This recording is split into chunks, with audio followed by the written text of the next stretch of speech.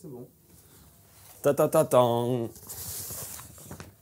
Voilà l'affiche de notre nouveau film avec Gilles Perret. Donc il va falloir l'accrocher derrière, là. Debout les femmes. Je vais dire un truc d'abord, c'est que là, il y a un changement, il y a un passage de relais en face de moi, puisque c'est Sylvain qui a fait le bulletin pendant des années, et il devient double papa d'un seul coup. Et donc, il y a Robin qui prend la relève. Donc, si l'image est floue, si le son est mauvais, si tout ça, c'est parce que c'est le bizutage de Robin, quoi. Là, je démarre demain à Besançon la tournée du film. Et comme ça, jusqu'à la mi-octobre, on va faire Lille, Dunkerque, Calais pour ce qui est de mon coin. On va faire Strasbourg, Nancy, Metz. On va faire Lyon, on va faire Marseille, Brest, Rennes, Bordeaux, Agen, Toulouse. Bon, on va faire un paquet de villes comme ça. Quel est l'enjeu? Alors évidemment, c'est un film, c'est marqué road movie parlementaire. Il y a du rire, des larmes, il y a de la tendresse, il y a de la colère. C'est une histoire. Il y a des personnages, il y en a un notamment dont on ne sait pas s'il est gentil, s'il est méchant, s'il se transforme au fur et à mesure du film. Il y a un scénario, est-ce qu'on va gagner, est-ce qu'on va pas gagner? Bon, il y a tout ça. Mais le sujet politique, c'est la phrase de Macron prononcée au cœur de la crise quand il dit « Il faudra nous rappeler que notre pays repose tout entier sur ces femmes et ces hommes que nos économies reconnaissent et rémunèrent si mal. » D'ailleurs, à un moment, je voulais intituler le film « Il faudra nous rappeler ». Ou alors sa phrase sur les distinctions sociales ne peuvent reposer que sur l'utilité commune. L'utilité des personnes et des femmes, très massivement, qui sont dans le film, elle est incontestable. Les auxiliaires de vie sociale qui s'occupent des personnes âgées, les accompagnantes d'enfants en situation de handicap pour les enfants dans les écoles, les agents d'entretien, et encore plus par temps de Covid. Vous savez, quand elles sont pas là, c'est les poubelles qui s'accumulent et la poussière qui est partout. Bon. Et pourtant, ce sont des métiers dont les horaires sont terrifiants parce qu'il faut qu'elles se lèvent tôt le matin pour faire des bouts de contrat et qu'elles vont avoir à la fin des salaires de misère, quoi. Vie de galère, salaire de misère. Bon. Et ça, c'est quasiment ancré dans la société. Et on les a appelées en renfort pendant le temps de la crise parce qu'on a vu qu'elles étaient absolument essentielles. Mais derrière, un an après, il n'y a rien de changé.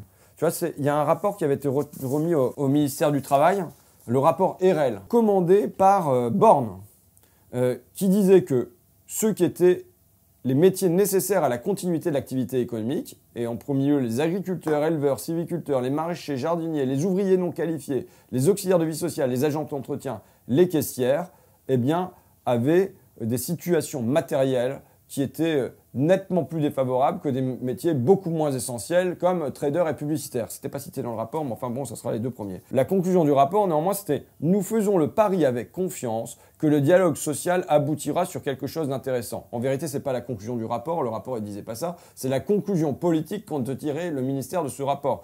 Parce que qui peut croire qu'en faisant le pari avec conscience que le dialogue social aboutira sur quelque chose d'intéressant, ça va produire une inversion de la pyramide des salaires qui est là, pas seulement depuis Macron, mais depuis Hollande, depuis Sarkozy, depuis Chirac, depuis Mitterrand, et avec une dégradation pour les uns et un enrichissement pour les autres. Il y a des lois à prendre, il y a des décisions à prendre sur le SMIC, sur la régulation des temps partiels, sur les contrats précaires et tout ça. Et il y a aussi, je pense, un mûrissement de la société.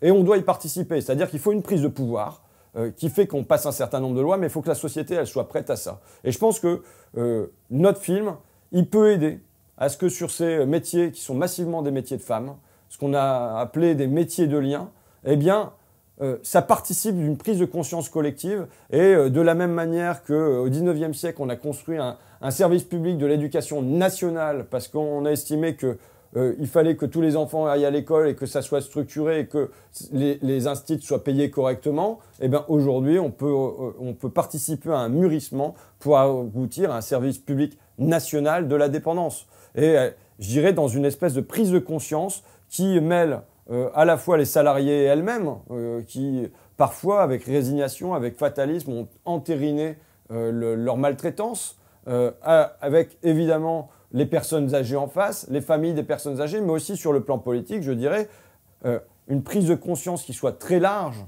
dans l'ensemble de la société, quand bien même, j'espère que c'est notre camp, la gauche, hein, moi je suis de gauche, voilà, qui le portera de manière décisive.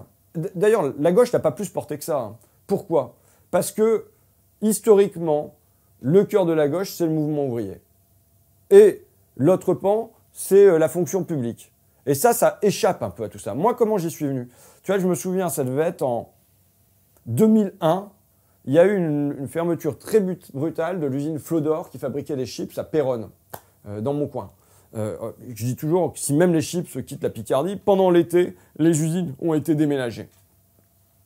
Je suis revenu 2-3 ans après pour voir qu'étaient devenus les ouvriers et les ouvrières.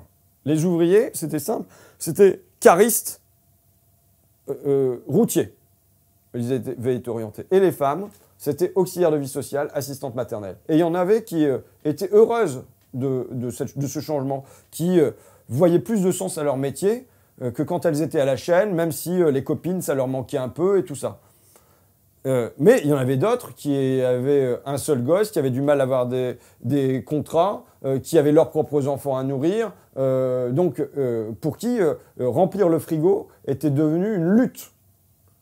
Et c'est à partir de ce moment-là que j'ai commencé à m'intéresser aux AVS, aux auxiliaires de vie sociale. Et avec la conscience dans mon esprit que, au fond, moi qui me bagarre avec du protectionnisme, avec la demande de quotas d'importation, de taxes aux frontières, de tout ça, pour sauver l'industrie française. Mais l'effort n'est pas fait. Donc on a un mouvement ouvrier qui se trouve sur le plan démographique à être déclinant et on a de défaite sur défaite. Je pense que les syndicats et les partis de gauche auraient tout intérêt à embrasser un mouvement qui est celui des services à la personne, qui va être croissant et qui va continuer à être croissant dans les années à venir et qui aussi, j'en suis convaincu, va engranger un certain nombre de victoires. À leur donner une conscience de l'importance qu'elles ont, ces femmes, dans le pays et une conscience de leur force collective.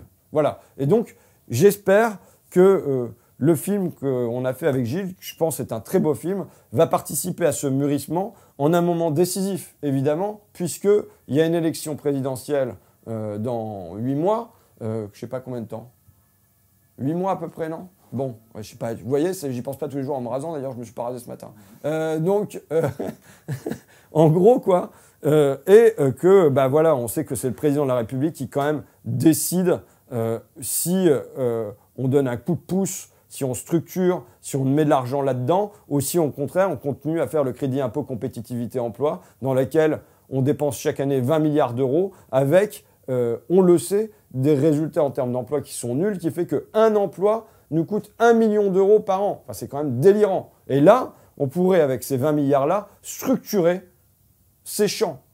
Si on ne le fait pas, bon, je ne vais pas revenir, parce que je pourrais en parler pendant des heures et des heures, j'ai fait un rapport dessus, et puis voilà, c'est une espèce d'obsession. Mais il est évident qu'avec cet argent-là, on pourrait sortir des centaines de milliers de femmes, et peut-être 1 million de femmes de la pauvreté, alors qu'elles rendent service au pays. Je pense que même c'est un nouveau sens qu'on donne à notre société, en misant sur le lien. Et donc c'est un sens plus écologique, plutôt que de penser que le progrès, ça va être plus de biens, le téléphone portable, les super réseaux et tout ça. Et donc je pense que c'est un outil aussi pour, dans la durée, là je vais faire une tournée jusqu'à la mi-octobre, on va continuer d'accompagner le film, on vous offre un outil pour poser la question sociale. Parce que c'est la lutte qu'on a menée. On n'a même pas à mener une lutte pour convaincre les gens que les mesures qu'on a envie de prendre sont les bonnes mesures. On doit faire que le débat se déroule sur ce terrain-là. Si le débat se déroule sur le terrain sécuritaire, identitaire, on est cuit.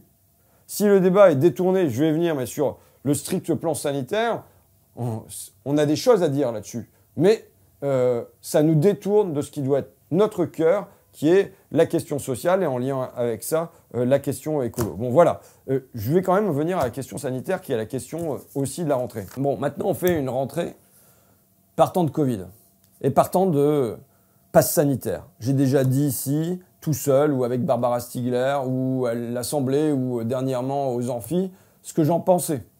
Une atteinte aux libertés. On pourrait même reprendre ce qu'en disait Emmanuel Macron en décembre. Qu'est-ce qu'il disait ? Je ne crois pas à la vaccination obligatoire pour ce vaccin parce que d'abord, il faut être très honnête et très transparent. On ne sait pas tout sur ce vaccin comme on ne sait pas tout sur ce virus. Je pense que c'est contre-productif de rendre le vaccin obligatoire sur des vaccins qu'on connaît mal. On va plutôt réserver sur les publics les plus sensibles. Et c'est exactement ce qui est un raisonnement sain. Et à la place, le 12 juillet, sans prévenir, et alors que même son entourage n'est pas au courant, voilà qui décide de brutaliser la société française. Ça divise comme la société en deux camps, avec t'as les vaccinés qui regardent le non-vacciné comme étant des ennemis, voire des criminels, et t'as les non-vaccinés qui regardent les vaccinés comme étant des collabos du gouvernement, quoi. À la place d'avoir des échanges d'arguments, t'as juste des anathèmes qui sont balancés d'un côté dans l'autre, avec un affrontement de deux camps qui, moi, me rend malheureux pour mon pays.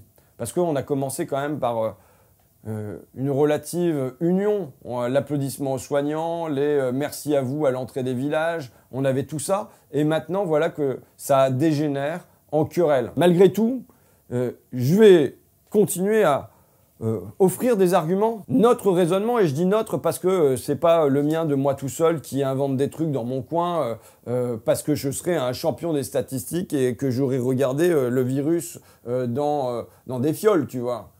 Mais parce que je m'appuie sur le travail de professeurs en santé publique, François Alla, Linda Cambon, un certain nombre de personnes qui signent dans des revues internationales. Ça ne veut pas dire qu'ils ont la vérité révélée, mais enfin, ce sont des voix qu'on peut entendre parmi d'autres. Ce qui s'est passé pendant l'été, ça confirme notre raisonnement dans la lutte contre le pass sanitaire. Quoi donc? Le dire. La vaccination est un outil intéressant. Je le répète. Là, il diminue les cas graves. Chez les 70-79 ans, la première vague, le nombre de passages dans le service de soins critiques, tu en avais 1800. Deuxième vague, tu en avais à peu près pareil, 1800. Troisième vague, pareil, 1400. Et là, pour l'instant, on en est à 400. C'est 458 très exactement. Pourquoi? Parce que le vaccin est passé entre-temps et fait que la quatrième vague, elle ne se traduit pas par des personnes de cet âge-là qui se retrouvent aussi massivement en soins critiques. La deuxième chose qu'on avait dite, c'est « ça n'est pas un remède miracle ». Je repense à la phrase de Véran dans l'hémicycle. Par définition, si tout le monde est vacciné, il n'y a plus de passe parce que tout le monde est vacciné, il n'y a plus de virus. C'est pas vrai. Déjà, à l'époque, je m'étais élevé contre Véran dans l'hémicycle en disant qu'on ne pouvait pas présenter le vaccin comme un remède miracle. Mais aujourd'hui, c'est devenu une évidence. Tu vois, le professeur Andrew Pollard, qui est le responsable du service de vaccination, on va dire, en Grande-Bretagne, qui dit qu'il faut en finir avec le mythe de l'immunité collective. Les autorités américaines, de la même manière. Là, il y a en Israël, des conseillers du gouvernement, et en France, le professeur Antoine Flahault, Jean-François Delfrécy et compagnie, qui disent qu'on ne parviendra pas à l'immunité collective. Le vaccin ne nous apportera pas ça. Donc, aussi parce que l'efficacité du vaccin a grandement diminué sur le variant Delta, mais voilà. Donc, même avec une couverture vaccinale à 100%, le virus continuera à circuler et à produire aussi des cas graves, mais moins, beaucoup moins.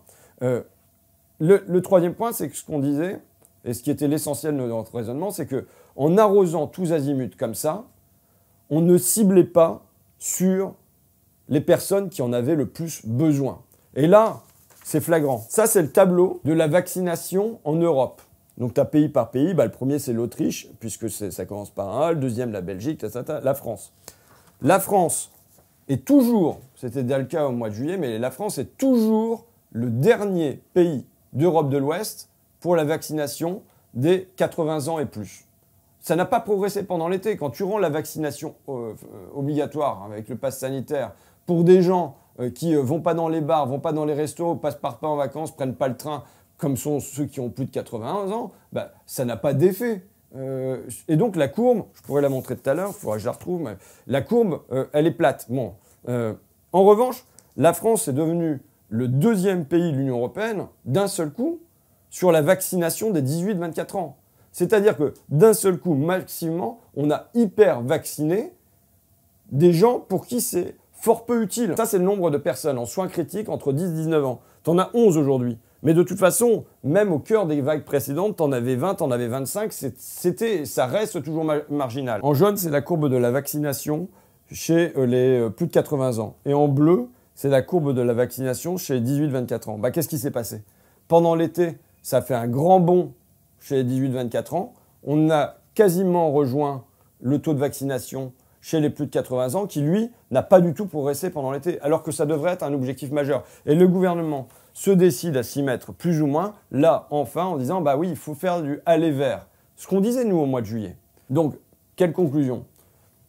La vaccination, ça a un intérêt réel, notamment pour les personnes fragiles ou pour les personnes les plus âgées, qui n'ont pas été ciblées, là, en arrosant comme ça. Mais les bénéfices de la vaccination, qui sont réels, mais qui pour certaines tranches d'âge s'avèrent hyper limités. Avec l'assurance maintenant que l'immunité collective, ça ne fonctionnera pas.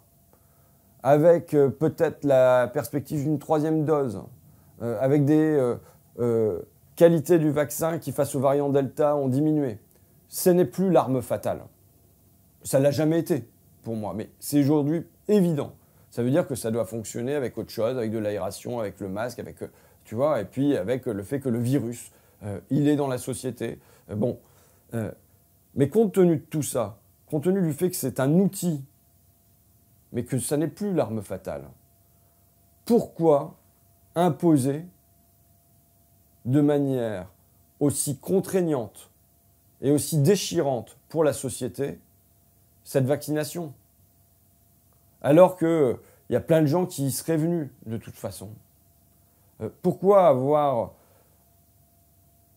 renoncé à convaincre et être passé aussi vite par des contraintes, qui sont des contraintes fortes, qui signifient une exclusion sociale pour les gens qui refusent ce geste aujourd'hui ? Pourquoi, pour un bénéfice qui est réel mais qui n'est pas décisif, déchirer comme ça la société ? Je pense que c'est une erreur, mais d'un certain point de vue, ça n'en est pas un. C'est-à-dire que si tu considères que nos dirigeants ont dans leur tête qu'il faut mettre en place le libéralisme autoritaire, eh ben c'est une occasion. C'est une occasion d'avancer. Tu sais, c'est la phrase de Cédric O qui dit que la crise offre l'opportunité d'une transformation plus volontaire encore. Volontaire qu'il veut. Lui, il le disait sans doute du point de vue des technologies, puisqu'il est secrétaire d'État au numérique. Mais c'est vrai sans doute aussi du point de vue démocratique, et on voit combien là, la question technologique et la question démocratique se rejoignent. Mais donc voilà, je ne veux pas faire un cours sur le libéralisme autoritaire maintenant. Je recommande toujours la lecture du bouquin de Grégoire Chamaillou, La société ingouvernable, qui montre que c'est un projet dans la tête des dirigeants depuis longtemps. Et là, on voit, comme pour parler comme les macronistes, un temps d'accélération de ça. Bon, en fait, je fais le BDR. Le truc dont je voulais vraiment parler, c'est de la fesse. Maintenant que je suis député, il faut que je parle des sujets, mais ce qui me tient à cœur, c'est la fesse. Je voudrais rendre hommage à un des hommes qui m'a fait le plus rire et qui a fait le plus rire mes enfants. Et qu'est-ce qu'il y a de meilleur que le rire et que le rire de ses enfants? C'est Jean-Yves Lafesse. Je vois vos mous derrière l'écran, tu sais. Parce que moi, j'ai chez moi l'intégrale des CD de Lafesse. Et quand il y avait des camarades qui montaient dans la bagnole, ils voyaient les CD de Lafesse, ils disaient « Oh, Lafesse !» comme ça. Et puis, il dit « Attends, tu connais pas l'appel en gare de Monaco ou tu connais pas les vers du boucher ?» Enfin, bon. Et là, au bout de 5 minutes, ils étaient en train de se plier de rire sur le siège passager et en train de mettre le sketch suivant, tu vois. Qu'est-ce que j'aime chez Lafesse? Parce que je vais le traiter comme un art, le canular. Je considère que ça en est un. D'abord, j'aime bien une forme de surréalisme. Et ben, tu vois, il y en a un, par exemple, où il va appeler une dame et dire « Voilà, je suis le commandant Cousteau, je suis dans mon navire le Calypso dans les mers du Sud. Et oh là, qu'est-ce qui m'arrive? Je vois une moule géante qui vient de m'avaler. » Donc il fait comme s'il était avalé par une moule géante. Et la dame est supposée le guider avec un spécialiste des moules pour savoir par où elle a sorti. Et il dit « Bon, c'est bon, j'ai vu un panneau sorti à l'intérieur de la moule. » Mais donc, il y a tout un côté comme ça... complètement surréaliste. Un truc que j'aime bien aussi, c'est que faut imaginer que le gars, il est tout seul dans sa cabine qui fait 1 mètre sur 1 mètre. Et là, par l'imaginaire de la radio et du téléphone, il arrive à te faire croire qu'on est dans des espaces infinis. Par exemple, à un moment, il fait comme s'il était dans une forêt, qu'il était Madame Ledoux, quelque chose comme ça, dans une forêt en train de ramasser des champignons. Et d'un seul coup, il est emmené par un aigle dans les airs et il va voler très très haut et il appelle quelqu'un dans une SPA pour qu'il parle à l'aigle, enfin, tu vois. Bon, et donc, donner un sentiment d'immensité alors que tu es parfois dans des endroits qui sont très très réduits. Ce qui est beau dans les canulars de la fesse, je pense, c'est que c'est un jeu à deux. Par exemple, je suis beaucoup moins fan de ce qu'il a fait en télévision. Il prend une personne à partie, ça dure 15 secondes, 20 secondes, 30 secondes, et en fait, la personne en face est enfermée dans sa prise à partie et elle n'a pas le temps de co-construire quelque chose. Et là, il y a un dialogue qui fait que c'est plus un piège, c'est un jeu à deux. Et ça fait surgir quoi? Alors, il y a des moments, il se lance dans... il téléphone à un mec et je sais pas, il découvre que le gars il était musicien de jazz et il fait comme s'il était un de ses anciens copains et ça donne un truc où ils font de pop, pop, pop, pop, pop, mais comme ça pendant 10 minutes au téléphone. Et en fait, c'est quasiment une métaphore de son art du canular qui est comme le jazz, un art d'improvisation à plusieurs, tu vois. Et on sent que c'est pas quelque chose qui est fermé, mais que il va pouvoir ouvrir des portes et l'interlocuteur peut ouvrir des portes au fur et à mesure de l'échange. Ça, pour les meilleurs canulars, il y en a qui sont un peu plus rudes, quoi. Et qu'est-ce que ça fait surgir en face? Je pense que ça fait surgir une naïveté. Il y a une naïveté en face de la personne qui accepte d'y croire. Ça fait surgir aussi un vocabulaire populaire. Je me souviens des vers du boucher. C'est quoi les vers du boucher? C'est il appelle un boucher en disant « Bon, je suis pêcheur, j'ai besoin de vers et on m'a dit que j'en trouverais chez vous. » Ah bon? Qui est-ce qui vous a dit ça? Que chez moi c'était mal tenu et que donc vous allez trouver des vers. Bah c'est le boucher en face. Ah bah oui, ça m'étonne pas. Mais lui c'est une rue de barrique. Tu vois ce que ça veut dire barrique ou pas? Eh ben barrique ça veut dire qu'il boit, il picole tout le temps. Mais tu vois, t'as un espèce de vocabulaire populaire qui surgit dans les canulars téléphoniques. Alors tu vas dire que je me lance dans la psychanalyse, mais c'est presque un jeu avec l'inconscient. Je pense que ça... J'ai vu où il disait que ça ramenait à l'enfance la fesse dans un entretien, dans un portrait. Mais ça ramène à l'enfance et ça ramène l'enfance. Et il y a des fois, je me demande si c'est pas, de l'ouverture d'une part d'inconscient qui se fait par ce biais-là. Tu vois, je décrivais ça au départ. Chaque personne qui est montée dans ma bagnole, qui a vu la fesse, ça m'interroge, moi, sur le rire et la gauche.